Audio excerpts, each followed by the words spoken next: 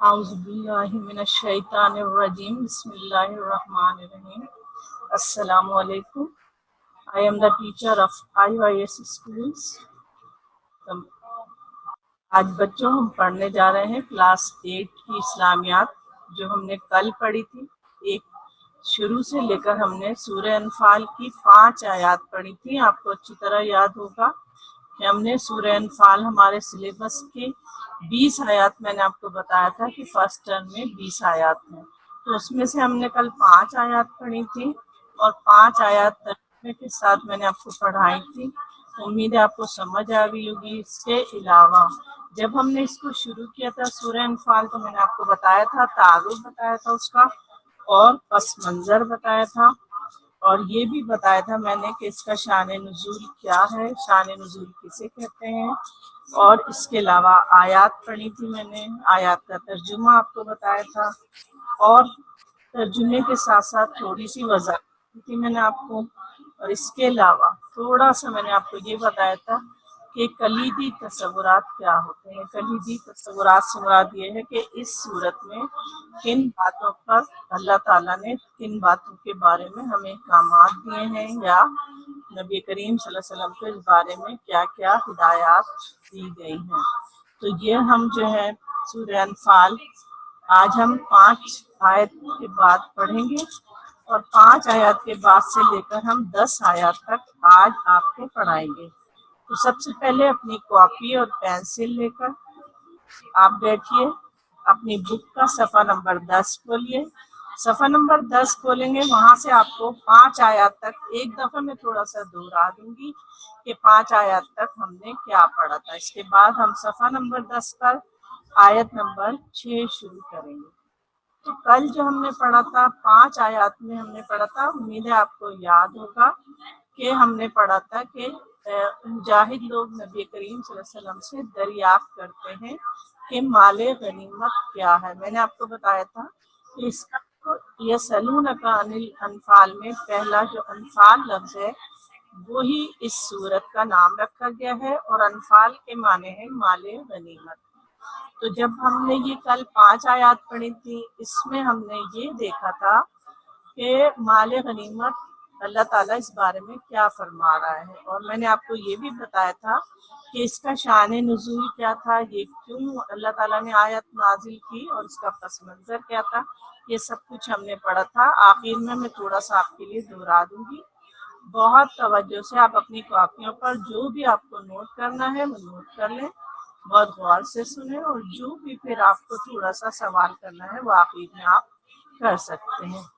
تو دیکھیں ہم نے جو شروع میں پڑھا تھا اس میں ہم نے مال غنیمت کیا ہے. اللہ تعالیٰ نے فرمایا مال غنیمت اللہ اور اس کے رسول مال ہے. کل میں نے آپ کو بتایا تھا کہ مال غنیمت کیا ہے. مال غنیمت وہ مال ہے جو کوئی بھی یعنی دشمن جو ہے وہ چھوڑ کر جنگ جب ختم ہو جائے، ہار جائے، اپنا سامان چھوڑ کر بھاگ جائیں تو اسے مال غنیمت کہتے ہیں. جو ہم نے اس صورت کا نام ہم نے پڑھا ہے انفال. انفال کے معنی یہی ہے. اس کے بعد ہم نے تھوڑا سا یہ دیکھا تھا کہ اللہ تعالیٰ بتا رہا ہے کہ یہ جو مال غنیمت ہے یہ اللہ اور اس کے رسول کا مال ہے. اس کے بعد اللہ تعالیٰ حکم دے رہا ہے شروع کی آیات میں کہ اللہ تعالیٰ سے ڈرو، مسلمانوں اللہ تعالیٰ سے ڈرو اور صلح یعنی آپس میں مل جل کر رہو اگر تم مومن ہو. پھر اس کے بعد ہمیں بتایا گیا تھا، اس صورت میں بتایا گیا تھا کہ یعنی مومن کون سے لوگ ہیں. مومن کون سے لوگ ہیں آپ کو بتایا تھا میں نے کہ جب اللہ کا ذکر کیا جاتا ہے تو وہ ڈر جاتے ہیں، اور جب ان کی آیتیں پڑھ کر سنائی جاتی ہیں یا ان کے سامنے اس کی آیتیں پڑھی جاتی ہیں تو ان کا ایمان اور بڑھ جاتا ہے. یعنی زادتہم میں نے آپ کو بتایا تھا کہ جب اللہ تعالیٰ کی آیتیں پڑھی جاتی ہیں تو ان کا ایمان بڑھ جاتا ہے. پھر اللہ تعالیٰ فرما رہا ہے مومن کون سے لوگ ہیں، اپنے پروردگار پر بھروسہ رکھتے ہیں. یتوکلون کے معنی بتائے تھے. پھر الذین یقیمون الصلاۃ کہ جو نماز پڑھتے ہیں اور جو کچھ اللہ تعالیٰ نے ان کو دیا ہے اس میں سے خرچ کرتے ہیں. اور پھر اللہ تعالیٰ فرما رہا ہے اولئک ھم المؤمنون حقا، یہی سچے مومن ہیں. تو مومنین کی صفات بتا کے کہ سچے مومن کون کون سے لوگ ہیں وہ بتایا گیا تھا ہمیں، اور پھر اللہ تعالیٰ ان کے بارے میں انعام بتا رہا ہے ہمیں، لہم درجات عند ربہم، کہ اللہ کے پاس یعنی ان کے رب کے پاس ان کے لیے کیا ہے، بڑے بڑے درجے ہیں، اور آخرت میں بخشش ہے اور عزت کی روزی ہے۔ یعنی یہاں پر یہ بتایا گیا تھا کہ دنیا میں بھی ان کے لیے فائدہ ہے اور آخرت میں بھی اللہ تعالیٰ انہیں بخش دے گا اور ان کو بڑے بڑے درجات عطا فرمائے گا۔ اس کے بعد ہم نے پڑھا کما اخرجک ربک، یعنی اللہ تعالیٰ نے جس طرح اللہ تعالیٰ فرما رہا ہے کہ تمہیں تمہارے پروردگار نے تدبیر کے ساتھ اپنے گھر سے نکالا، جیسے اللہ تعالیٰ نے یعنی نبی کریم صلی اللہ علیہ وسلم کو دیکھیں جب ہجرت کے بعد بھی اللہ تعالیٰ نے بہت زیادہ یعنی کہ حفاظت فرمائی، اور اس کے بعد جب یہ جو کافر تھے لڑنے کے لیے تیار ہو گئے، تو جب بھی اللہ تعالیٰ نے نبی کریم صلی اللہ علیہ وسلم کو وہی بھیجی کہ تمہارے سامنے کون سا لشکر ہے، تو تمہارے سامنے لشکر جرار ہے، یعنی بہت بڑا لشکر ہے۔ اور وہ لشکر کون سا تھا؟ ابو جہل کا لشکر تھا، جو بہت بڑا لشکر تھا۔ اور اس کے علاوہ ایک لشکر جو تھا وہ ابو سفیان کا تھا، جو میں نے آپ کو کل بتایا تھا، جو مکے سے آ رہا تھا شام کی طرف سے، ہجرت یعنی تجارت کر کے، اس زمانے میں تجارت ہوتی تھی، تو وہاں تک ہم نے کل پڑھا تھا۔ اس کے بعد اللہ تعالیٰ جو بھی یعنی ہمیں کیا آگے بتا رہا ہے، آیت نمبر 6 میں ہم پڑھیں گے، تو ہم دیکھتے ہیں آیت نمبر 6 میں کیا بتایا جا رہا ہے۔ آیت نمبر 6 میں ہم دیکھیں پڑھتے ہیں یجادلونک فی الحق ما تبین، تو یہاں پر بتایا جا رہا ہے کہ اس وقت جب اللہ تعالیٰ نے نبی کریم صلی اللہ علیہ وسلم کو یہ حکم دیا کہ تمہارا مقابلہ لشکر جرار سے، لشکر جرار کا مطلب کیا ہے؟ بڑے لشکر سے۔ اور مسلمان کیا چاہتے تھے؟ مسلمان چاہتے تھے کہ ہم جو ہے وہ اس لشکر سے مقابلہ کریں جس کے پاس اسلحہ بھی کم ہے اور اس کے پاس یعنی لوگ بھی کم ہے، تعداد بھی کم ہے، کیونکہ وہ تجارت کر کے واپس آ رہے تھے شام سے۔ لیکن اللہ تعالیٰ نے وحی کی کہ نہیں، تمہارا مقابلہ جو ہے لشکر جرار یعنی ابو جہل کے لشکر سے۔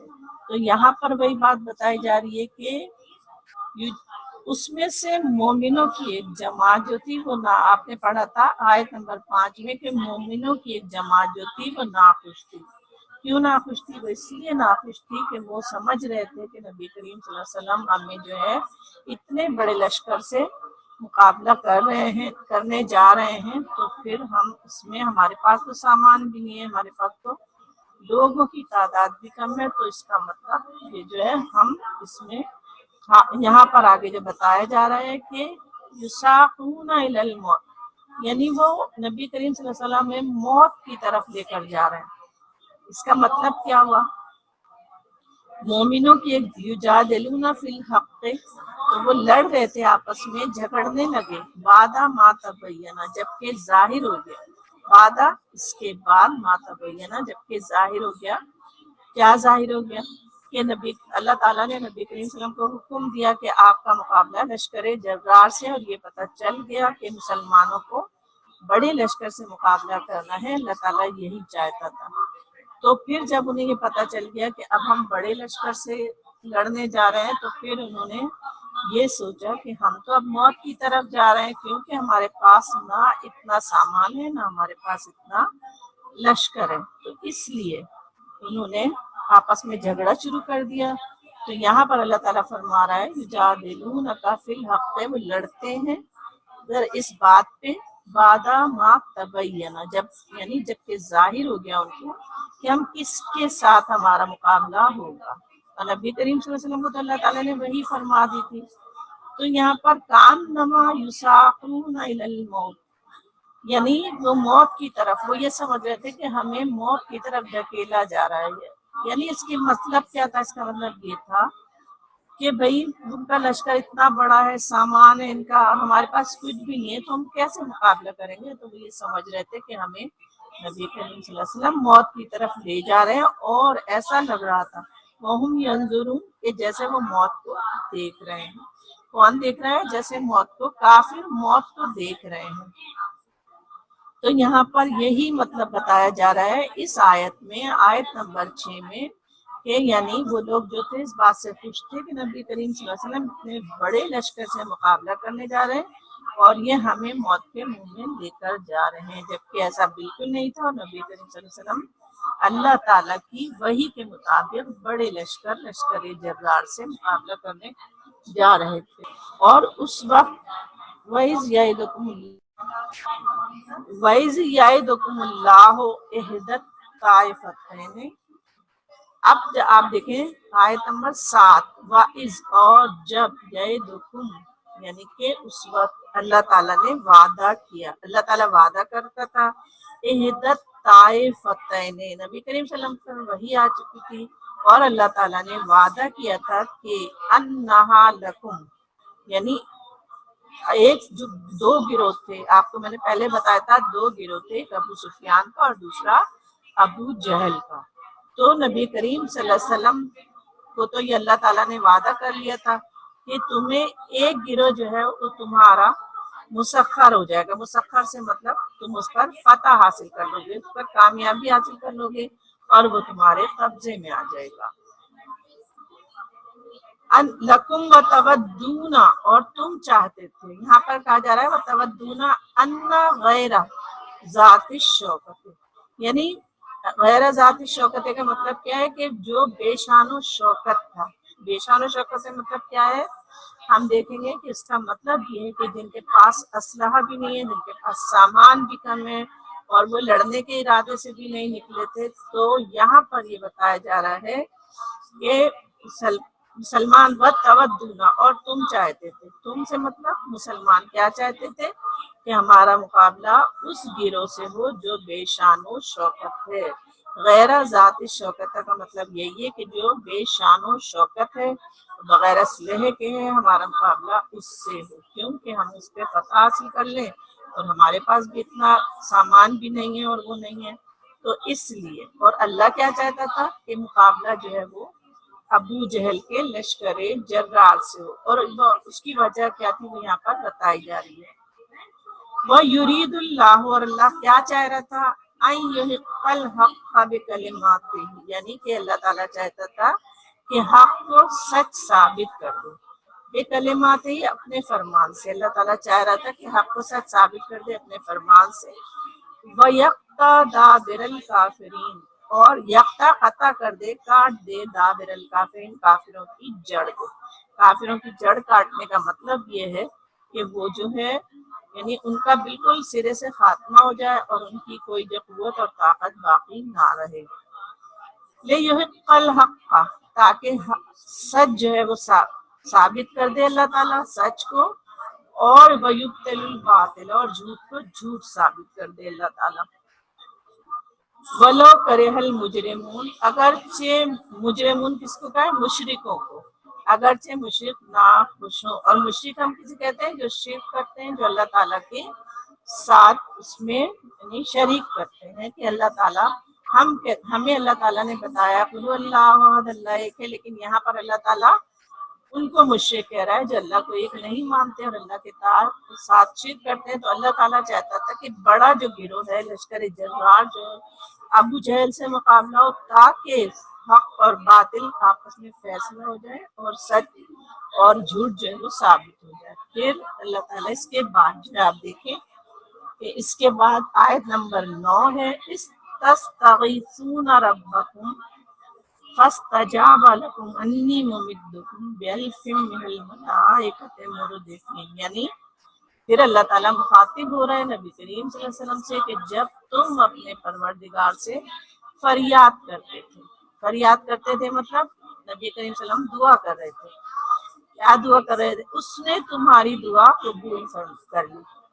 اور ہم نے وہاں پر دیکھا ہے اس میں اللہ تعالیٰ نے دعا کی تھی کہ اللہ تعالیٰ اگر یہ تیرے چند نام لیوا بندے باقی نہیں رہے تو اس زمین پر تیری عبادت کرنے والا باقی نہیں رہے گا۔ تو نبی کریم صلی اللہ علیہ وسلم فریاد کر رہے تھے اپنے پروردگار سے، کس لیے کہ اللہ تعالیٰ ہمیں کامیابی عطا فرما اور مسلمانوں کا نام جو ہے وہ اسلام کا باقی رہے۔ تو پھر فاستجاب لکم، تو پھر اللہ تعالیٰ نے کیا کیا، यहाँ पर कहा जा रहा है उसने तुम्हारी दुआ कबूल कर ली और फरमाया, अल्लाह ताला ने क्या फरमाया, अन्नी मुमिद्दुकुम, कि तुम तसल्ली रखो, हम मदद करेंगे तुम्हारी, मुमिद्दुकुम, हम मदद करेंगे, बे अल्फिम मिनल मलाइक, यानी अल्फिम का मतलब क्या है, हजार, मलाइका फरिश्ते, मिन माने से, यानी हम हजार फरिश्तों से तुम्हारी मदद करेंगे, मुर्देफीन, मुर्देफीन का मतलब है जो एक दूसरे के बाद एक आते जाएंगे। यानी यहाँ पर समझ आ गई आपको कि जब नबी करीम सल्लल्लाहु अलैहि वसल्लम अपने परवरदिगार से दुआ कर रहे थे कि अल्लाह ताला हमें जो है कामयाबी अता फरमा, क्योंकि ये थोड़े बंदे अगर आज खत्म हो गए तो तेरा नाम लेवा कोई नहीं रहेगा। तो इस आयत नंबर 9 में बताया जा रहा है कि जब तुम अपने परवरदिगार से फरियाद करते थे तो उसने तुम्हारी दुआ कबूल फरमा ली और फरमाया कि तसल्ली रखो, हम हजार फरिश्तों से तुम्हारी मदद करेंगे जो एक दूसरे के पीछे आते जाएंगे। इसके बाद आयत नंबर 10 है, देखिए, वमा जअलहु, और अल्लाह ताला ने बनाया, जाला बनाया, अल्लाह ने बनाया, इल्ला बुशरा, इस महज बशारत बनाया था, बशारत माने खुशखबरी दी थी, क्यों दी थी, वाले तक इन बिही कुलूबुकुम, ताकि तुम्हारे दिल से मतलब मुसलमानों के दिल, और नबी करीम सल्लल्लाहु अलैहि वसल्लम की दुआ के जवाब में अल्लाह ताला उनको इत्मीनान दिलाना चाहता था ताकि तुम्हारे दिल इससे इत्मीनान हासिल करें। फिर यहाँ पर बताया जा रहा है वमन नसर, और मदद तो इल्ला मिन इंदिल्लाह, सिर्फ अल्लाह ही की तरफ से, यानी मदद तो सिर्फ अल्लाह की तरफ से है, और अगर कोई और चाहे तो अल्लाह ताला के से मुकाबला नहीं कर सकता, और मदद सिर्फ अल्लाह ही के लिए है, अल्लाह ही जो है मदद करने वाला है, इसके अलावा कोई मदद नहीं करने वाला। फिर इन्नल्लाह अजीजुल हकीम, फिर यहाँ पर बताया जा रहा है कि बेशक अल्लाह ताला गालिब और हिकमत वाला है। गालिब से मतलब हुकूमत करने वाला, गलबा हासिल करने वाला और सब पर काबू पाने वाला, और अजीजुल हकीम हिकमत वाला, यानी हिकमत का मतलब क्या होता है, दानाई, अक्लमंदी। तो हमें भी पता है कि अल्लाह ताला बहुत ज्यादा, यानी कि उसी का हर शय पर कब्जा है, और वो अपना तमाम काम जिस तरह करता है वो बड़ी दानाई और अक्लमंदी के काम होते हैं। तो इसमें देखिए आपने तर्जुमा अच्छी तरह यकीनन समझ आ गया होगा। और इसके अलावा अब हम जो है थोड़ा सा, जैसे हमने इसको आपको अल्फाज के माने बहुत अच्छी किताब में भी दिए हुए, आपको किताब में अच्छी तरह उसके माने देखिएगा। और उसके बाद अब थोड़ा सा हम क्या करेंगे, अब हम सवाल जो यानी कि हमने ये पढ़ा, हमें 1 से लेकर 10 आयत पढ़नी थी, मैंने आपको तर्जुमा बताया, वजाहत की उसकी। अब हम क्या करेंगे, चंद सवालात ऐसे जो आपको करने हैं उनकी वजाहत करूंगी मैं थोड़ी सी, ताकि जब आप सवाल जवाब करें, जब आप होमवर्क करें, तो आपको बहुत अच्छी तरह ये बातें समझ में आ जाए। ठीक है, तो सब देखिए, कल मैंने आपको बताया था जैसे हम खुद से भी सवाल बना सकते हैं, लेकिन इसके अलावा अगर आपकी बुक में जो सवाल है उनको भी आपको तवज्जो से देखना है। आपको पहली बात ये कि आपको इसका तारुफ भी याद रखना है, शान नुज़ूल भी याद रखना है, और इसके अलावा पस मंजर में जो बातें बताई गई हैं, मसलन आपको ये अच्छी तरह पता होना चाहिए, जैसे यहाँ पर सवाल है 2 गिरोहों से क्या मुराद है। यहाँ पर देखें, एक जगह 3 गिरोह का जिक्र है, एक जगह 2 गिरोह का जिक्र है। 2 गिरोह से क्या मतलब है, 2 गिरोहों से मतलब है एक गिरोह अबू सुफियान का गिरोह था और दूसरा गिरोह जो था वो अबू जहल का था, क्योंकि जब जंग के लिए निकले थे तो अबू सुफियान का गिरोह जो था वो बहुत, उसमें कम लोग थे, वो तो तिजारत करके शाम वापस आ रहे थे मक्के से, और दूसरा गिरोह जो था वो जब उसने, मैंने आपको कल भी बताया था कि अफवाह जब एक आदमी ने जाके फैला दी थी कि मुसलमानों ने हमला कर दिया है अबू सुफियान के लश्कर पे, तो अबू जहल ना पूरी तैयारी के साथ जंग के लिए रवाना हुआ था, तो दूसरा गिरोह जो था वो अबू जहल का था। यानी जब आपसे सवाल किया जाए कि 2 गिरोह से क्या मुराद है, तो इसका मतलब एक गिरोह अबू सुफियान का जो मक्के से शाम वापस आ रहा था तिजारत करके, और दूसरा गिरोह अबू जहल का जो बहुत तैयारी के साथ नबी करीम सल्लल्लाहु अलैहि वसल्लम से जंग करने के लिए निकला था। تو یہاں پر آپ کو اس میں بہت غور سے دیکھنا ہے، بہت توجہ سے دیکھنا ہے، کیونکہ ایک جگہ اور بھی یہاں پر گروہ کا ذکر ہے، ایک یہ 2 گروہ ہیں، دوسرے آپ کو میں نے جو پس منظر میں بتایا تھا وہاں پر 3 گروہ کا ذکر ہے۔ 3 گروہ کا ذکر یہ ہے کہ ایک گروہ یعنی جو مال غنیمت سمیٹنے کے لیے 3 گروہ بن گئے تھے، تو آپ ان دونوں میں بہت اچھا فرق محسوس کریے گا اور اس کو بہت اچھی طرح سمجھ لیجیے گا کہ ایک جگہ 2 گروہ کا ذکر ہے اور 2 گروہ کے ذکر سے مراد ایک ابو سفیان کا گروہ ہے اور دوسرا گروہ جو ہے وہ ابو جہل کا ہے۔ اور اگر 3 گروہ کی بات ہو رہی ہے تو ہم پس منظر میں چلے جائیں گے۔ 3 گروہ سے مطلب ایک گروہ جو مال غنیمت کے لیے جھگڑنے لگے تھے، وہاں پر 3 گروہ گئے تھے۔ تو آپ کو کل بھی بتایا تھا میں نے، ایک گروہ کیا کہتا تھا؟ ایک گروہ کہتا تھا کہ یہ ہمارا ہے مال، کیونکہ اسے ہم نے سارا سمیٹا ہے، ہم نے اس پر قبضہ کیا ہے۔ دوسرا گروہ کیا کہتا تھا؟ ہم نے نبی کریم صلی اللہ علیہ وسلم کی حفاظت کی ہے، اس لیے یہ ہمارا ہے۔ اور تیسرا کیا کہتا تھا کہ کیونکہ نبی کریم صلی اللہ علیہ وسلم کی ہم نے حفاظت کی تو یہ ہمارا ہے۔ تو یہ اس طرح آپ جو ہیں تھوڑا سا اس میں فرق کریں گے۔ اس کے علاوہ بعض جگہ اپنے طور پر بھی سوال آپ کو بنانے ہیں، جیسے میں نے ایک سوال اس میں لیا ہے کہ آیت نمبر 7 میں اگر آپ دیکھیں گے کہ کس وعدے کا ذکر کیا ہے اللہ تعالیٰ نے مسلمانوں سے، یعنی آیت نمبر 7 میں دیکھیں اللہ تعالیٰ وعدہ کر رہا ہے کہ وہ حق کو حق اور جھوٹ کو جھوٹ ثابت کر دے گا۔ جھوٹ سے مطلب باطل ہے۔ اس کے بعد ایک سوال یہ آ سکتا ہے کہ کفار کے تجارتی قافلے کے مقابلے میں لشکر جرار سے مسلمانوں کے لڑنے کی کیا وجہ بیان کی گئی ہے؟ کیا وجہ بیان کی گئی ہے؟ کہ اللہ تعالیٰ یہ چاہتا تھا کہ لشکر جرار سے مقابلہ ہو تاکہ مسلمانوں کی دھاک بیٹھ جائے۔ مسلمان دھاک بیٹھنے سے مطلب مسلمانوں کا روب و دبدبہ قائم ہو جائے، تمام لوگوں پر جو ہے آئندہ کے لیے یہ اثرات قائم ہو جائیں کہ جو مسلمان ہیں یہ ایک بڑی طاقت بن کر ابھرے ہیں۔ اس کے علاوہ دیکھیں ایک سوال یہ بھی بن سکتا ہے کہ آیت نمبر 9 میں بن سکتا ہے جو کہ یہاں پر کہ مسلمانوں کی کس فریاد کا ذکر ہے، جب کہ نبی کریم صلی اللہ علیہ وسلم بھی فریاد کر رہے تھے۔ کیا فریاد کرتے تھے؟ اللہ تعالیٰ ہمیں فتح کامیابی عطا فرما، اگر یہ مسلمان آج ختم ہو گئے تو تیرا نام لیوا کوئی بھی نہ رہے گا۔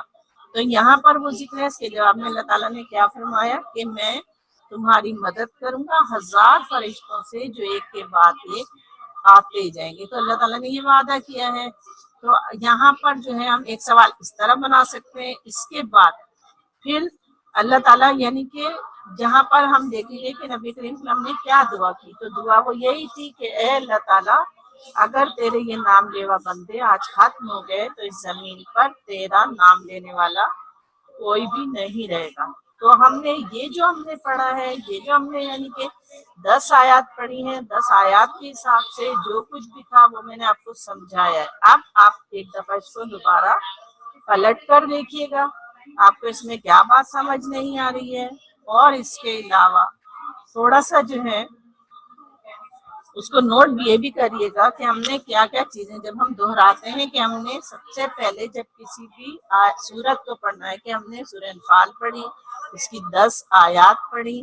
10 آیات میں ہم نے کیا پڑھا کہ ہم نے اس کا ترجمہ پڑھا، ہم نے اس کا تعارف، سورہ انفال کا پورا تعارف میں نے آپ کو پڑھایا، پھر میں نے آپ کو شان نزول سمجھایا بہت اچھی طرح اور بتایا کہ شان نزول کیا ہوتا ہے۔ شان نزول کا مطلب میں نے آپ کو بتایا کہ شان نزول یہ ہے کہ وہ کون سے حالات تھے جب یہ اللہ تعالیٰ نے سورت نازل کی اور کیوں نازل کی۔ اس کے بعد پس منظر ہے، یعنی کہ جنگ کیسے شروع ہوئی، جنگ کا پس منظر ہے، اور پھر اس میں آیات کا ترجمہ میں نے آپ کو سمجھایا، الفاظ معنی سمجھائے۔ اب اس کے علاوہ کل میں نے ایک بات آپ کو بتائی تھی کہ کلیدی تصورات میں نے آپ کو سمجھائے تھے۔ کلیدی تصورات کیا ہوتے ہیں؟ کلیدی تصورات کا مطلب میں نے آپ کو بتایا تھا، کلید معنی کیا ہوتا ہے؟ چابی، یعنی اس کو ہم مائنڈ میپ کے ذریعے بھی اس کو ہم اس سوال کو حل کر سکتے ہیں۔ اگر ہم سے سوال کیا جائے کلیدی تصورات یعنی اس میں کیا کیا باتیں اس پوری صورت میں بتائی گئی ہیں، تو تھوڑا تھوڑا کر کے ہم جو پڑھ رہے ہیں تو مال غنیمت کے بارے میں بتایا گیا، اللہ اور رسول کا مال ہے، کل میں نے آپ کو تفصیل سے بتایا تھا۔ جہاد کا حکم ہے کہ جہاد میں اللہ تعالیٰ کیا فرما رہا ہے، جہاد کے کیا احکام دیے گئے ہیں، کہ امیر کی اطاعت کرو، میدان جنگ سے پیٹ نہ پھیرو، ثابت قدم رہو، کافروں کو قتل کرو۔ اور اس کے بعد پھر مسلمانوں کو کیا حکم دیا گیا ہے کہ آپس میں صلح رکھو، اللہ تعالیٰ سے ڈرو، اللہ اور اس کے رسول کے حکم پر چلو۔ اس کے بعد مومنوں کے اوصاف بیان کیے گئے۔ تو ہم نے یہ بھی 1 سے 10 آیات میں ہم نے یہ بھی پڑھا تھا کہ مومن کون لوگ ہیں، جو اللہ سے ڈرتے ہیں، جب اللہ کا نام لیا جاتا ہے ان کا ایمان بڑھ جاتا ہے، وہ نماز پڑھتے ہیں، اللہ پر بھروسہ رکھتے ہیں، یعنی کچھ بھی ہو جائے وہ اللہ پر ہی بھروسہ کرتے ہیں، اور جو کچھ بھی اللہ تعالیٰ نے انہیں دیا ہے اس کے نام پر خرچ کرتے ہیں۔ پھر اس کے علاوہ ہم نے ایک بات یہ بھی دیکھی تھی کہ اللہ تعالیٰ نے اچھے مومنوں کے لیے کون کون سے انعامات رکھے ہیں، اس میں بڑے بڑے درجات ہیں، اور بڑے درجات کا دنیا میں بھی اور آخرت میں عزت کی روزی اور بخشش، یعنی بخشش کا مطلب اللہ تعالیٰ ہمیں بخش دے گا۔ پھر اس صورت میں اللہ کے احسانات ہیں، کے احسانات میں کیا چیزیں، تو اللہ تعالیٰ وعدہ فرما رہا ہے کہ فرشتوں سے میں تمہاری مدد کروں گا۔ پھر آگے جب ہم پڑھیں گے سورت میں تو ہم آگے پڑھیں گے کہ اللہ تعالیٰ نے کیسے مدد کی، اور اللہ تعالیٰ جو ہے وہ یعنی کہ 10 آیات جیسے ہم نے پڑھی ہیں، تو ہم 10 آیات کے بعد، کیونکہ ہمارے پاس وقت اتنا ہی ہوتا ہے، 10 آیات کے بعد ہم آئندہ جو اب ہمارا سبق ہوگا اس میں ہم 10 آیات اور پڑھیں گے 2 دن میں۔ اور اس کے علاوہ ایک بات یہ بھی ہے کہ یہاں پر جو ہم نے 10 آیات پڑھی ہیں تو 10 اور پڑھنے کے بعد ہماری فرسٹ ٹرم کے لیے صرف 20 آیات ہیں۔ تو میں نے آپ کو سوال بھی بہت اچھی طرح اس کے جواب تک وضاحت کر دی، سمجھا دیا۔ اب آپ جو ہے وہ اس کو یہ بھی دیکھیں کہ ہم کام کس طرح کریں گے، میں نے آپ کو اس کو بھی ریپیٹ کر دیا کہ پہلے، اور میں نے یہ بھی آپ کو یہ میں نے کل بھی آپ کو بتایا تھا اور آج بھی بتایا ہے کہ تعارف جو بہت اچھی طرح یاد رکھیے، یہ ہمارے جو شارٹ کوسچن ہوتے ہیں اس میں بھی آتا ہے، اور اس کے علاوہ شان نزول بھی یاد رکھیے کیا وجہ تھی، پھر پس منظر میں یاد رکھیے کہ کس طرح جنگ ہوئی اور کس طرح نبی کریم صلی اللہ علیہ وسلم نے کافروں سے مقابلہ کیا، کیا اس کی جو میدان جنگ میں کیا حالات تھے، کس طرح پھر جب جنگ ختم ہو گئی تو پھر مال غنیمت پہ جھگڑا ہوا جس وجہ سے یہ صورت نازل ہوئی۔ اور پھر آیات کا ترجمہ اچھی طرح پڑھیں، بہت اچھی طرح پڑھیں، اس کے مفہوم کو سمجھیں، جو چیز سمجھ نہیں آ رہی وہ آپ دوبارہ سوال بھی کر سکتے ہیں۔ اور اس کے علاوہ آپ کو پھر ابھی ہوم ورک بھی دیا جائے گا، تو آپ کو ہوم ورک بھی دیکھنا ہے۔ کل بھی میں نے بتایا تھا کہ سوال جو ہے وہ آپ کو تو کرنے ہی کرنے ہیں، لیکن آپ کو پوری آیات باقاعدہ لکھنی ہے، یعنی پہلی آیت آپ نے لکھی اور کاپی میں پہلی آیت بہت اچھی طرح خوبصورتی کے ساتھ آپ کٹ مارکر سے لکھ سکتے ہیں، اس کے بعد آپ جو ہے اس کا ترجمہ لکھیں گے۔ تو اس طرح ہر آیت، ایک آیت پھر اس کا ترجمہ، ایک آیت پھر اس کا ترجمہ۔ تو آپ یہ دیکھیے کہ تعارف بھی آپ کو یاد رکھ، اگر لکھ لیں تو زیادہ بہتر ہے، شان نزول بھی اگر آپ لکھیں گے تو آپ کو یاد ہو جائے گا، پس منظر اور پھر ترجمہ، اور اس کے بعد سوال جو میں نے آپ کو سمجھایا ہے۔ اب اس میں سے آپ کو سوال میں اب میں ہوم ورک آپ کو بتاؤں گی، تو آپ ہوم ورک جو ہے وہ نوٹ کر لیجیے۔